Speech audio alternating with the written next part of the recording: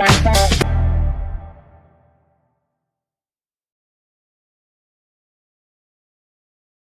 know, it's funny. We talk about being a good listener all the time, but these sources you shared, they really got me thinking about how much actually goes into it. Oh, absolutely. It's like we just assume we're good listeners because, well, we have ears. Right. Right.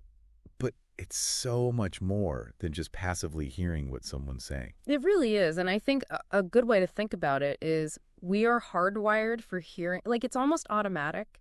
Yeah. But true listening, the kind that builds those strong connections, the understanding, that takes effort, a whole different skill set. It's true. And one of the sources even pointed out that we can hear someone say, I'm fine. Yeah. But, picking up on if they're actually kind of heartbroken underneath, that's a whole other level. Yeah, that's the art of listening. It is. Absolutely. And that's where empathy comes in. Right. It's recognizing sometimes there's a difference between what people are saying, their words, and then their tone, their body language, this underlying emotion. And the sources you've been going through, they really highlight empathy as like the cornerstone of being a good listener. Totally. I mean, empathy was like the VIP guest star in all of these conversations, it seemed like. For sure. So let's unpack that a little bit. How do they actually break it down in terms of what good listening looks like in action? Well, one common theme was this idea of presence. Okay. Like a good listener is fully engaged, present in the moment with the speaker. Right. And it's not just about, taking in the words, but showing with your body language that you're right there with them. Yeah. Making eye contact, nodding along, maybe even leaning in a little bit. Right. Like sending that signal, you have my full attention, tell me more. Exactly. What about like the flip side of that? The signs that someone might not be as good of a listener? Maybe needs a little work in that area. What did the sources have to say? Yeah, well, they called out interrupting as a big one. Not letting the speaker finish their thought. And it just sends a message that you're more interested in what you have to say than actually trying to understand their point of view. Yeah. Ouch. I can definitely be guilty of that, especially if I'm excited about a topic. It's like that impatience, it creeps in. Yeah, for sure. Another one that really stuck with me was this idea of like already planning your reply while someone's talking. Oh, yeah? Have you ever done that? It's such a common trap. Oh, yeah. But it makes me think about how easy it is to just have a very surface level exchange. Right. Rather than a truly meaningful connection. Right. Because if you're busy in your head, crafting that perfect response, yeah, you're going to miss those nuances, the emotions underneath, the real story that they're trying to tell you. It's like you're so busy thinking about the game of conversational tennis that you forget there's actually another person on the other side of the net. Exactly. Okay, so we're working on interrupting less. We're trying to be more present. What are some other ways that we can kind of level up our listening game?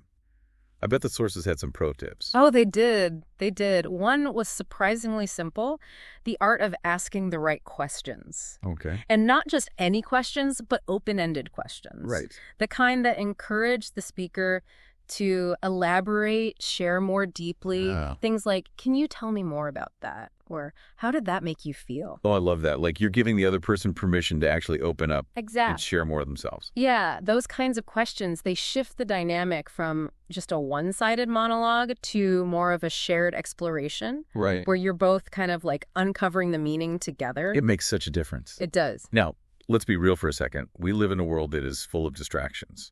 So many distractions. How did the sources recommend dealing with that? Like, the phone buzzing in the middle of a conversation, all of that.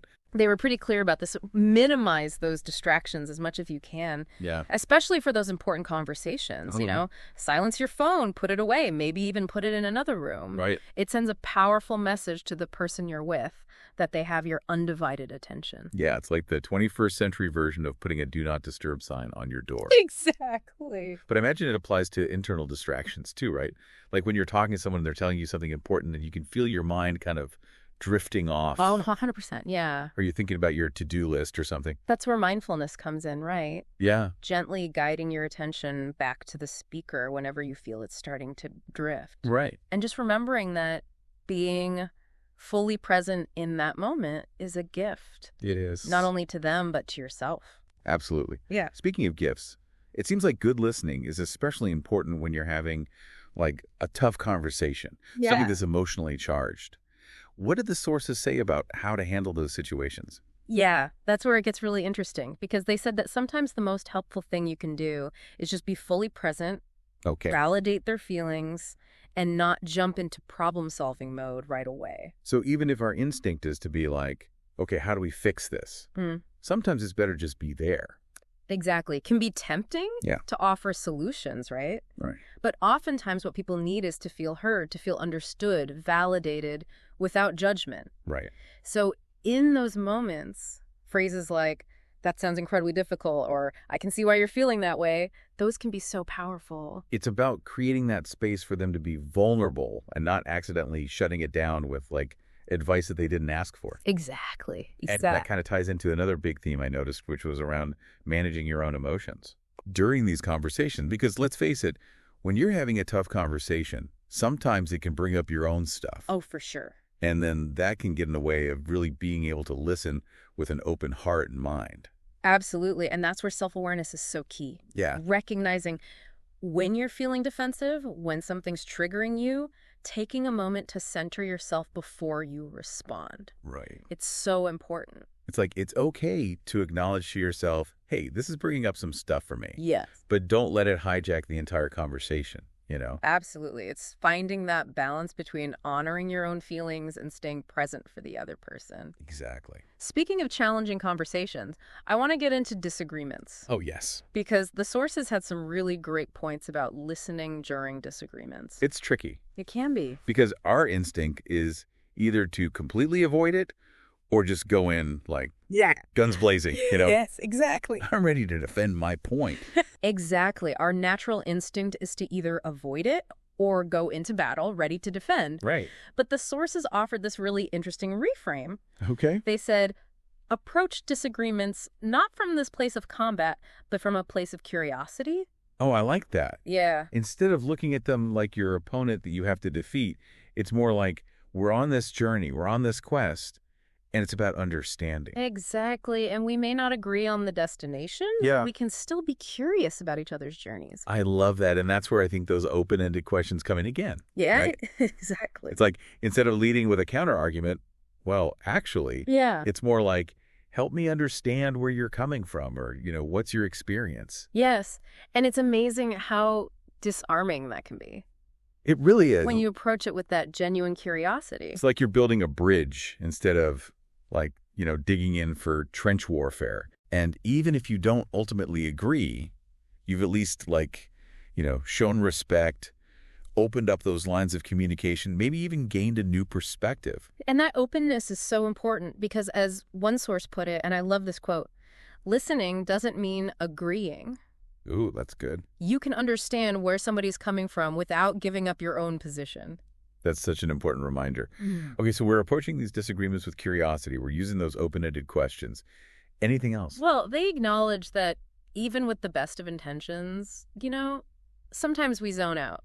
Oh, yeah. It happens. It It- happens, but it's what you do after that really matters. Well, for sure. Like if you realize you've zoned out and you're trying to subtly like nod along as if you were paying attention the whole time. Yes, exactly. We've all been there. Guilty. But in those moments, honestly is the best policy, they said. Yeah. So instead of pretending you were listening, acknowledge it, ask for a recap, like, I'm so sorry, my mind wandered there for a second. Would you mind repeating that?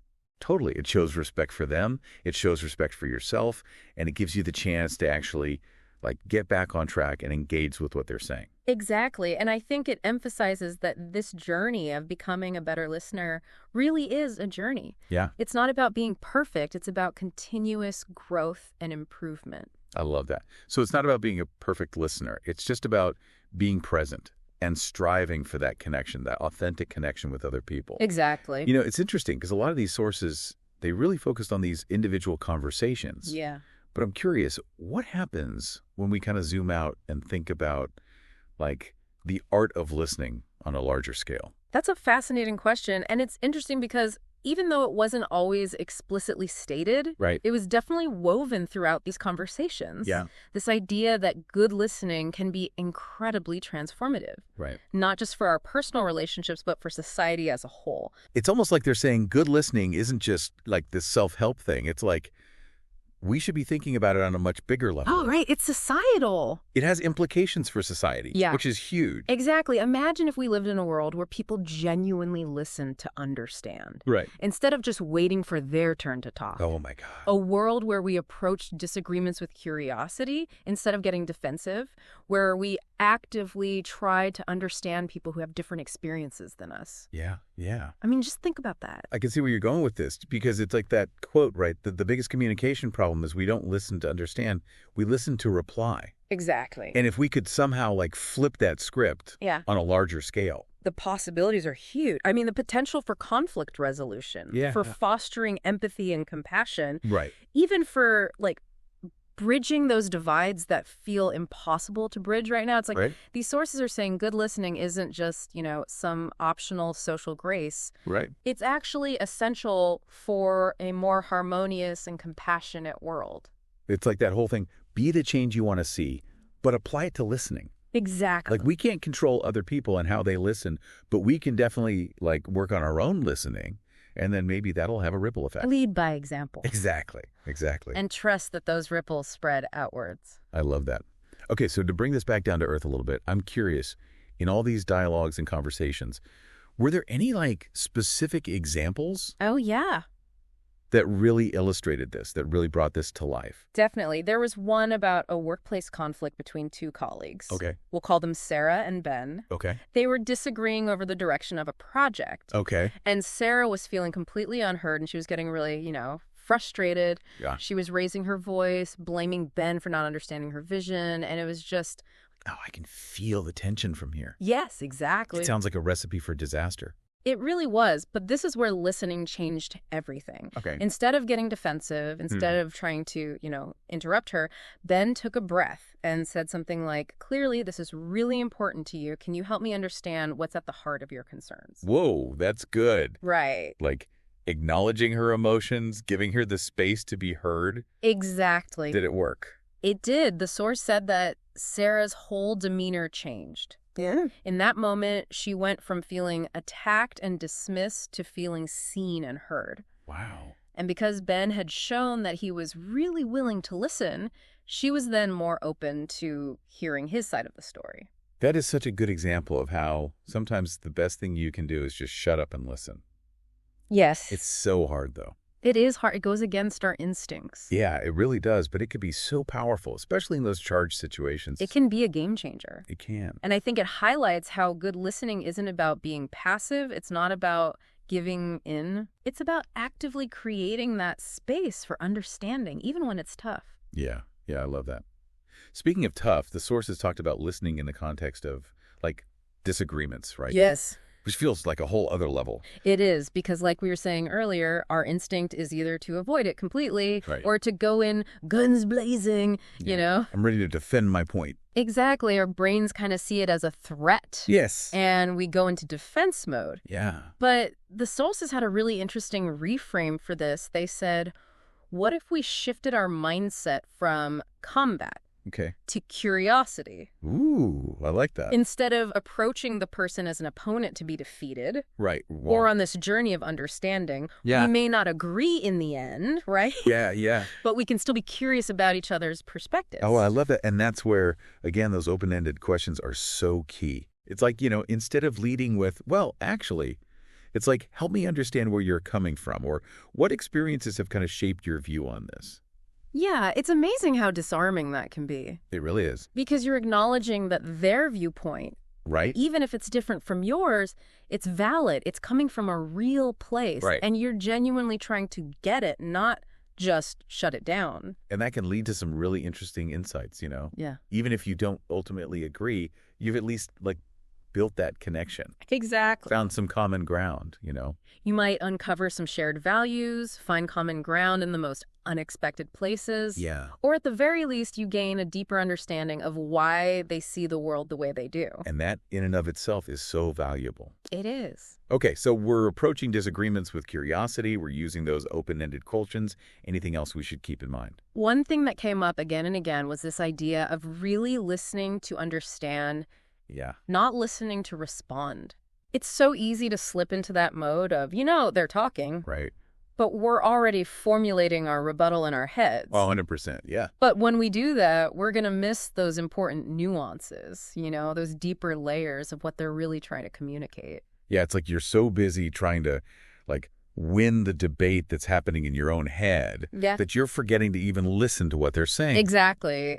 Were there any tips in the sources on, like, how to combat that? Yeah. One of the practices they highlighted was this idea of active listening. Okay. Which is really tuning in to all aspects of what the person is saying, not just the words themselves, but their tone of voice, their body language, the emotion that they're expressing. So it's like we become these detectives, right? Yeah. Looking for the clues, not just what they're saying, but how they're saying it. Yes, exactly, to get the full picture of what they're trying to communicate. Yeah.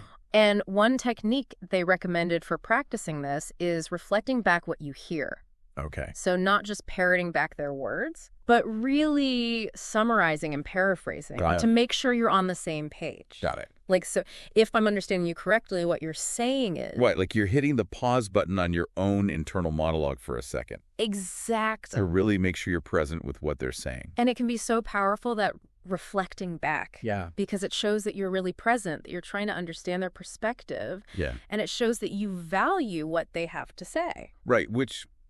Let's be honest, we all want that. Of course, we all want to feel heard. We want to feel heard, especially in this world where it feels like everybody's talking, but not a lot of people are actually listening. Yes, exactly. It's so rare to have someone who's really present. It really is. It's like you're saying, hey, I see you, I hear you, what you have to say is important to me. Yeah. And it's such a simple thing, but it can make a world of difference. But you know what I keep thinking about with all these sources?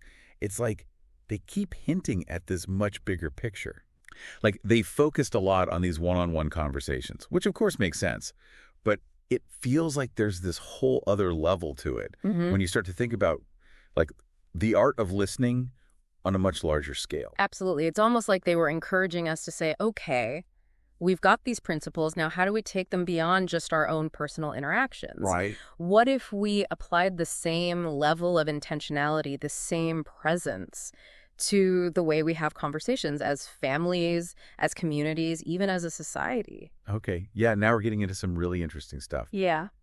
Because if listening can be so transformative just between two people, right, imagine the kind of impact it could have when you start to expand that out. Absolutely. It'd be huge. Huge, yeah. And a few of the sources even touched on like specific examples. Really? Yeah, like they talked about how differently political discourse could be. Oh, wow. If people genuinely listen to understand viewpoints that are different from their own. Oh, my God. Rather than just, waiting to interrupt or trying to score a point. I can't even imagine. Right. That would be a completely different world. A completely different world. It's like that idea we were talking about before, approaching disagreements with curiosity. Yes. Imagine if that was just how we did things. Like that was the norm, not just this like novel idea. Exactly. Imagine a world where active listening, where empathy, were just woven into the fabric of everything. Right. Our political systems, our schools, even just like how we take in the news. Yeah. And suddenly we're not just talking about self-improvement anymore. Right. We're talking about the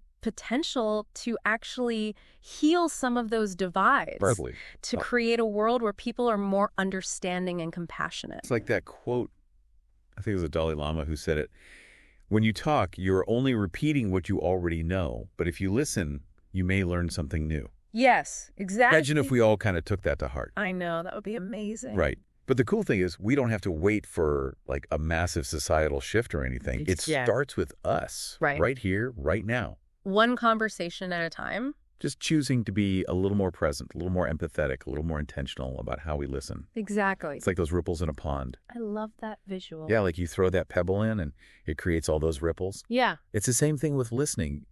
Your choice to listen better, it can have a ripple effect that goes way beyond just you. Absolutely. And you never know who you might inspire to do the same. That is a great point to end on, I think. Yeah. Yes. So we started this deep dive thinking about listening, and it turned into something so much bigger. It always does. Right? It really does. It's about connection. It's about empathy. It's about understanding. Showing up as our best selves. And you know what? That's in every interaction. It's not just the big ones. It's the little tiny moments, too. Exactly. Well, I think we did a pretty good job of listening today. I think so, too. To all our listeners out there, as you go about your day, just remember that power to truly listen, it's always there. waiting to be unleashed. And when we do unleash it, amazing things can happen. Beautifully said. And on that note, until next time, happy listening, everyone. Happy listening.